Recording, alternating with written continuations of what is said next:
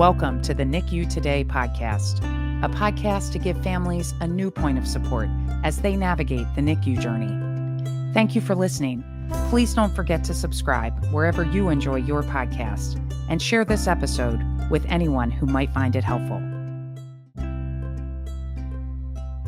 Welcome back to the NICU Today podcast. Dr. Marilyn Pendleton is a transdisciplinary leader. She is the founder and CEO of Your Voice Heard, LLC. Utilizing the grief recovery method, socio-emotional learning, and workforce training, and other holistic approaches, her company equips leaders and organizations with the skills to promote mental health and well-being. Your Voice Heard engages with local, national, and international partners. She is a grief recovery method specialist and an adjunct professor at Gwynedd Mercy University. Dr. Pendleton holds an executive doctorate in educational leadership from Gwynedd Mercy University and a Master of Educational Psychology, Bachelor of Science in Nursing from Widener University. Dr. Pendleton is the WISE Fund's governing secretary, a member of the Philadelphia Department of Public Health's External Community Engagement Council, and a board member with the National Speaker Association Philadelphia chapter. Recently, she was the keynote speaker for Gwynedd Mercy University's graduate commencement program and shared the universality of grief. Dr. Pendleton enjoys spending time with loved ones and traveling. Her passion is to help people move beyond significant emotional losses and realize their life's purpose. We are so grateful to have you here with us today. Oh, thank you so much. It's wonderful being here with you. So much experience, so much to share with us. I'm excited to just dive right in. So tell us what led you to this line of work and how you work with families. Quite frankly, it started when I worked at a school in Kensington. I was the school nurse. There was a reoccurring theme or traffic to the health room. The students, the parents, the teachers, the leaders, the external stakeholders continued to come to the health room. It was a confidential place. It was a safe place. And the theme was they all experienced some type of significant loss or change in their life. It was not specifically death, but some type of change, and they were having difficulty navigating that. And was it that experience with the students that really led you to create your own business? Tell us about Your Voice Heard.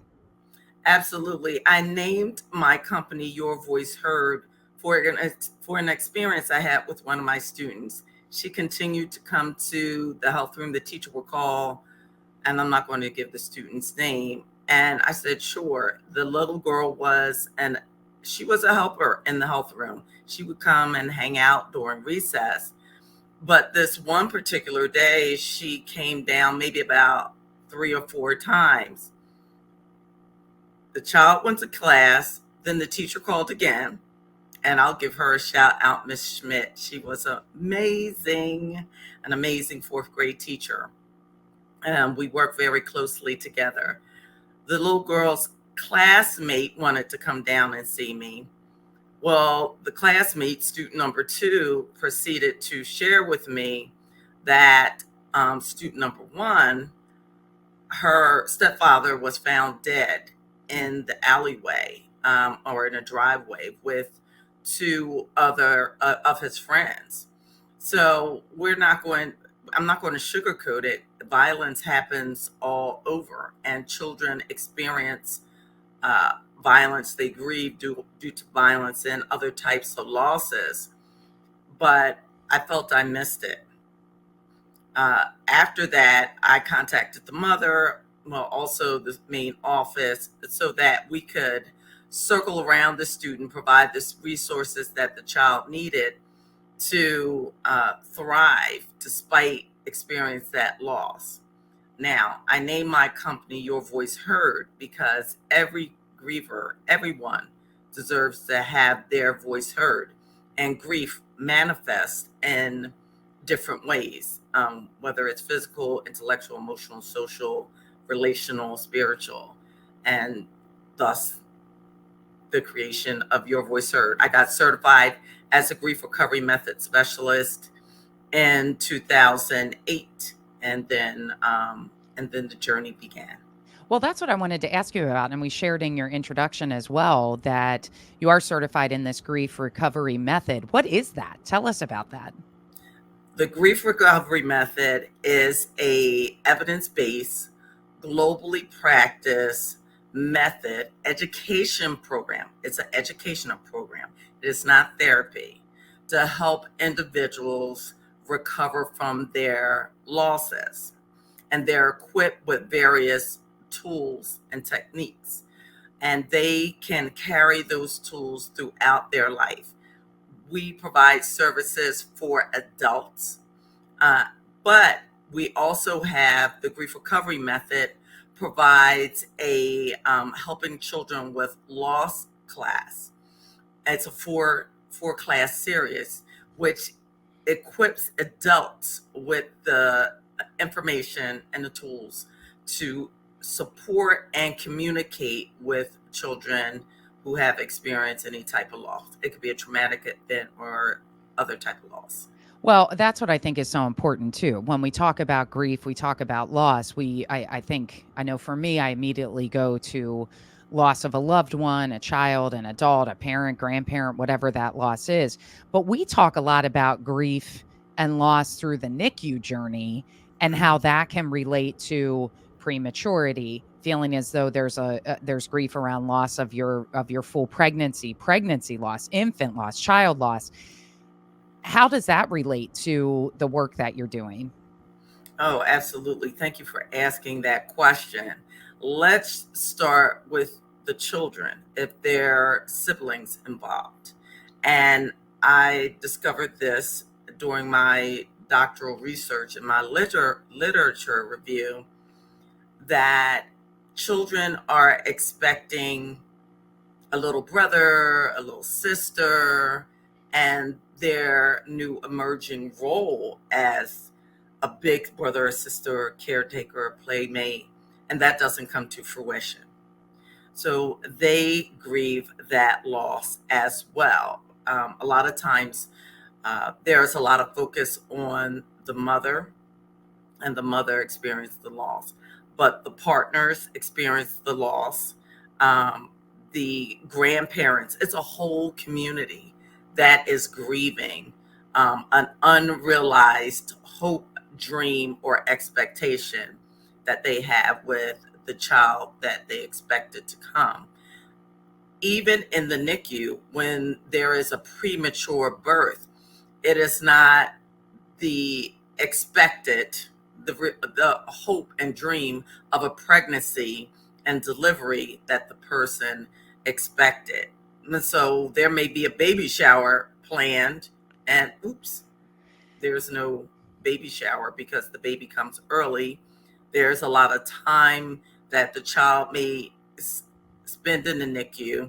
And I have a nephew. He was born early. He spent a little time in the NICU. Well, he's not a blood nephew, but I claim him. I claim him Yes. anyway. And so when you incorporate the fact that not only there is a hospital stay, then there are the financial burdens of a NICU hospitalization. So it's so complex. Grief is complex. It is so complex. And are there, so I think you brought up such a good point, and memories of our family story are just jumping into my mind of when our son passed away in 2018. He had trisomy 18, and our girls spent time with him, but they have those ripple effects of the loss that they had. They were able to spend a little bit of time with him before he passed away. But are there signs that we should be aware of to say, oh gosh, this is, because I'm sure there's healthy and unhealthy ways to approach grief, right? So let's Mhm. start there, and then I'm going to ask you if there's signs or things we should be aware of that we should be looking for that say, "Hey, I should probably call someone to get some help." Well, we as a society we have been informed to place a band-aid or a quick fix when there's a loss. And the grief recovery method, we talk about STIRBs, which are short-term emotional relieving behaviors. And we learn these behaviors from the earliest of age. For example, if a child is grieving, they have a friend, they don't have a friend anymore, or they moved away, or their pet died. Oh, let's go get some pizza. Let's go get eat some ice cream. That'll help you feel better. But look at this. When we get to adulthood, it's let's go to happy hour. Let's do that. Let's go shopping. So we are, as a society, we have learned to medicate our pain, and it's a temporary fix. And not saying those things are bad, but in excess, it is problematic. And so those are unhealthy ways to there are unhealthy ways to deal with grief in excess, even if it's cleaning. I know people who love to clean. That's not me. That's not my choice of activity. My choice of activity is walking. Yes.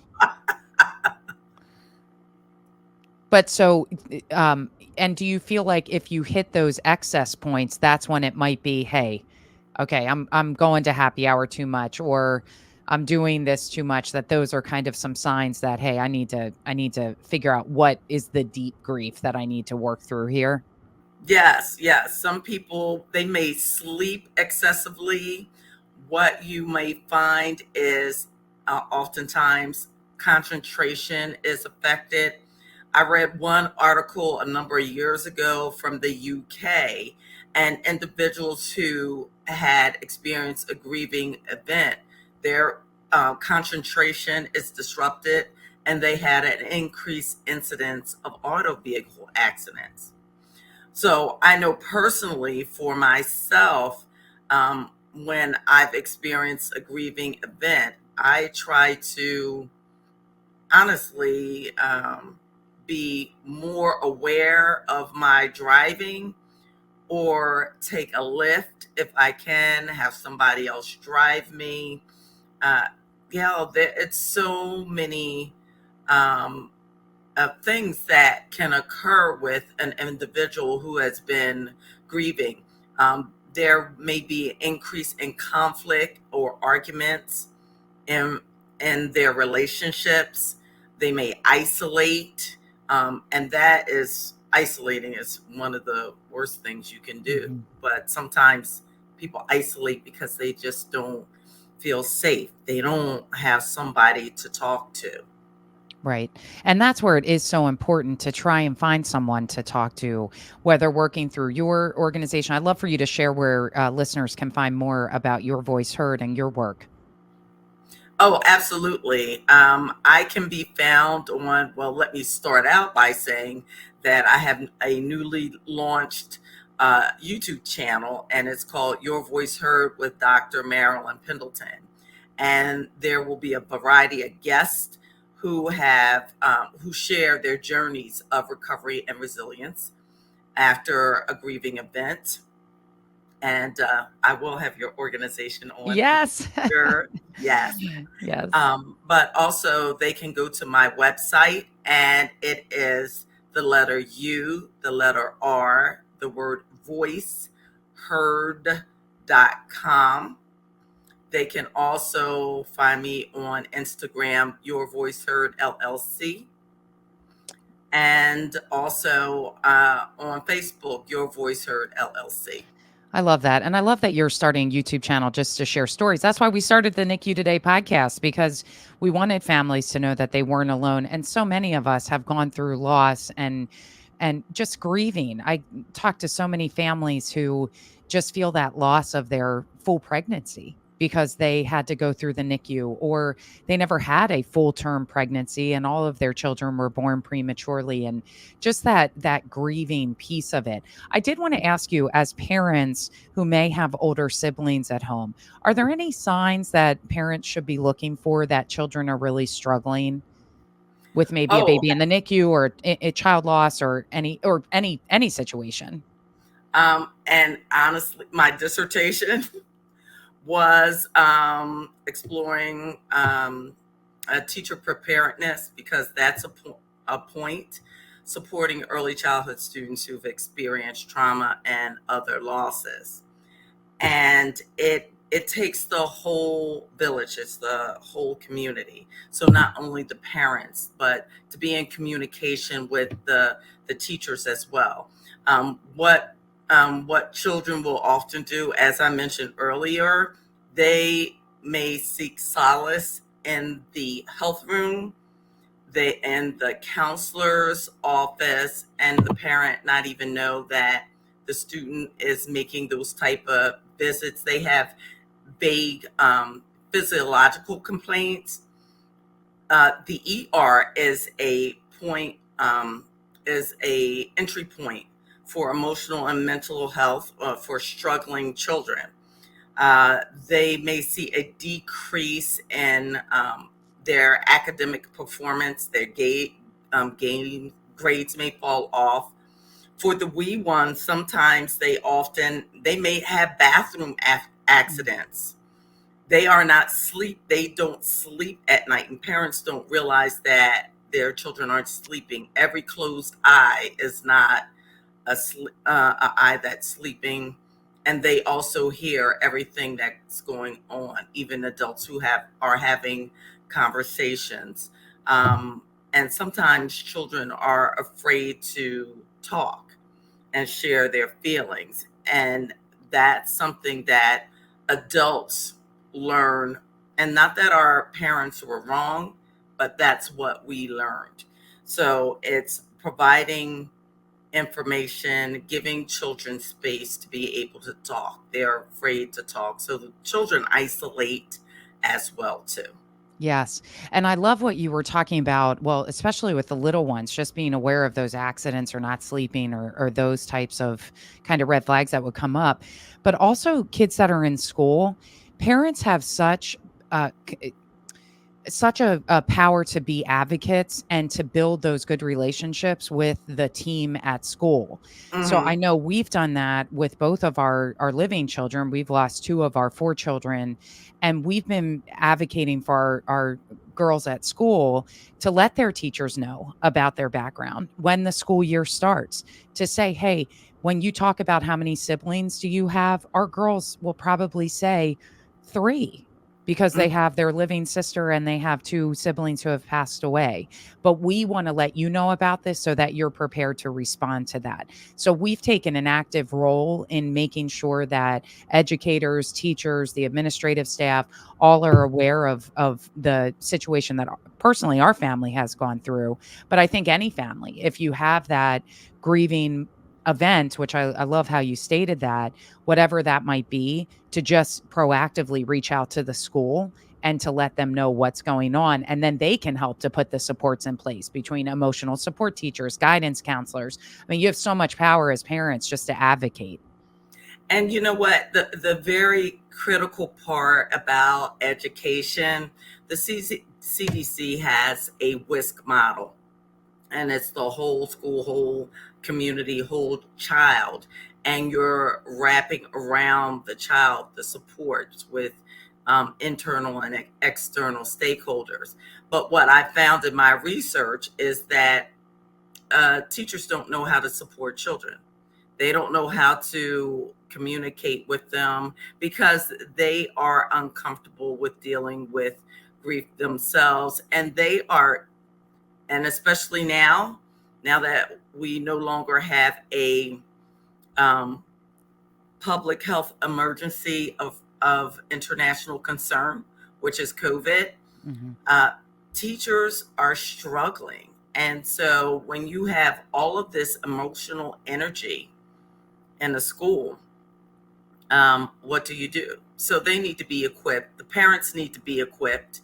The teachers also are responsible for demonstrating to the child how to navigate loss as well. So I applaud you and I thank you, because all parents don't know that they have that power of advocacy to share with the school and say, hey, this is going on with my child, or with our family. Uh, these are the measures that we've taken, and we need help we need your help in supporting our son or daughter. It's so important. One of the things I wanted to ask you about, so we talked about signs with navigating through grief, maybe in an unhealthy way or when it becomes overwhelming. Are there ways to navigate grief in a healthy way? What does that look like? Oh, absolutely. First, uh, we need to be educated and learn the tools, that healthy tools, and that there is nothing wrong with us. There is such a stigma around grief, and grievers need to know that their feelings are normal and natural. That's first. Also, what we need to recognize is that not to isolate, and to find a confidant, somebody to talk to that will not judge, criticize, or analyze. You just want to have somebody's heart in their ears to share your story, share your pain. And then the next tip is to get support, get professional support, educational programs like the Grief Recovery Method. I am a staunch proponent for the Grief Recovery Method, thus because became a grief recovery method Yes. specialist. And that was in my commencement speech. I talked about grief, and it is in my bio. It works. It works. But not everybody wants to take that route, and other people have taken other approaches to help them heal and recover. So, but most importantly, get professional support and help. Well, what comes to mind, the first thing you said, feelings are natural. I hosted a Navigate the NICU session recently where we have graduate families like myself and others who meet with families currently going through the NICU. And at least one of the participants started crying while we were doing a share around the circle of our stories. And she said, I'm sorry. And I go, you never have to apologize for crying. You can cry anytime, all the time, whenever you want. And that's what I think is so important, because it is hard, right? It's hard Mhm. to other people don't understand when you're going through any type. I mean, obviously our experiences through child loss, the NICU experience, extended NICU stay, and people don't understand that. And so you sometimes do apologize saying, oh, I'm sorry, I'm crying. I'm just, having a rough day. Never have to apologize, right? Cry whenever you want. It's 13 years later for me. I still have moments I sit down and cry. Yes, yes. Grief is, it can be like a wave. And there are those special dates or anniversaries that bring up emotion. It could be the date where your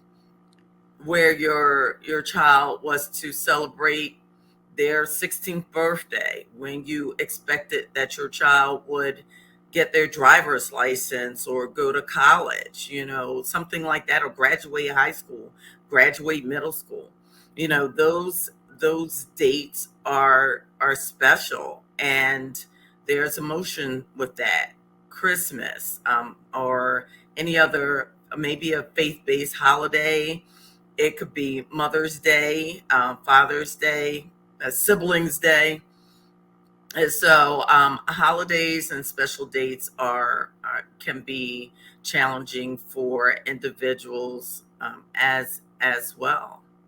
Well, the last question I have for you, you said something about waves, right? Waves of grief. So when that wave of grief comes over us, are there any simple strategies you can give our listeners and me that you can kind of put into put into place when those waves hit us? Well, look, I personally, I have a wave coming. Mother's Day is Mother's Day has passed, but then there's Father's Day, and my father has gone on, and in my speech I talk about that my parents aren't there to witness it, and I had a wave, and a couple of days before the speech, and I cried. But you have to, when the wave comes, give yourself grace, give yourself permission, have that moment, be in the moment, cry, experience it. You might have to have somebody to talk to. At that point, I didn't talk to anybody. I was like feeling the wave. But sometimes you need to reach out and talk to somebody, someone that's special, someone that can relate to maybe what you're going through. For me, I know any number of grief recovery method specialists, and I just call them, chat them up, and that's it. You might want to consider scheduling. Some people have a therapist. They might want to make sure they schedule an appointment when it's coming close to maybe Father's Day or a certain date. Yeah, that's really helpful. Anything else you want to share? Well, I want everyone to know that healing is possible. They can move forward despite having a loss. There is hope and happiness after grief. It is actually possible. I love that, Dr. Pendleton. Thank you so much for joining us today. Thanks for your advice and your recommendations, and thanks for being here. We really appreciate it. Oh, thank you so much, and look forward to connecting with you again in the near future. Absolutely. Thank you for tuning in to the NICU Today podcast, brought to you by Today is a Good Day. Learn more at todayisagooddday.org.